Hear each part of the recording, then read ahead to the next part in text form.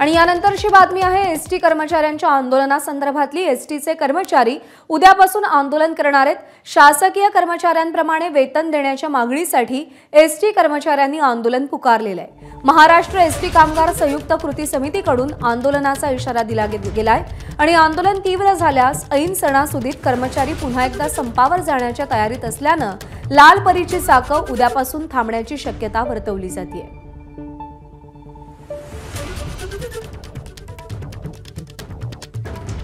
अभिषेक मुठाळ आपले प्रतिनिधी आपल्या सोबत आहेत। अभिषेक, ऐन सणासुदीच्या काळामध्ये लाल परीची चाकं थांबणं परवडणारं नाहीये।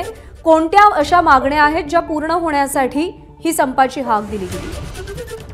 एकूण पाहिलं तर या अगोदर देखील या प्रकारचा इशारा जो आहे तो एसटी कर्मचारी संघटनांकडून देण्यात आलेला होता। यामध्ये जर पाहिलं तर एक कृती समिती बनवण्यात आलेली आणि या कृती समितीच्या आधारे ही संपूर्ण आंदोलन जे आहे ते छेडलं जात आहे। या समितीमध्ये अनेक एसटी कर्मचारी संघटना आपल्याला पाहायला मिळत आहेत।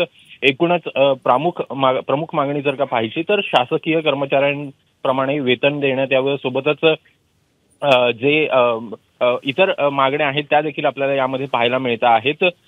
एकूण यामध्ये पाहायचं तर 7 ऑगस्ट रोजी एक मुख्यमंत्री आणि उपमुख्यमंत्र्यांसोबत या कृती समितीतील लोकांची बैठक देखील झालेली होती। मात्र अद्यापपर्यंत कोणताही तोडगा जो आहे तो आपल्याला निघाला नसल्याचं पाहायला मिळतं आणि त्यामुळे कुठेतरी आक्रमक पवित्रा जो आहे तो या सगळ्या कर्मचारी संघटनांकडून घेतला गेलेला आहे आणि त्यामुळे उद्यापासून नेमकं काय होतंय हे बघणं महत्त्वाचं असेल।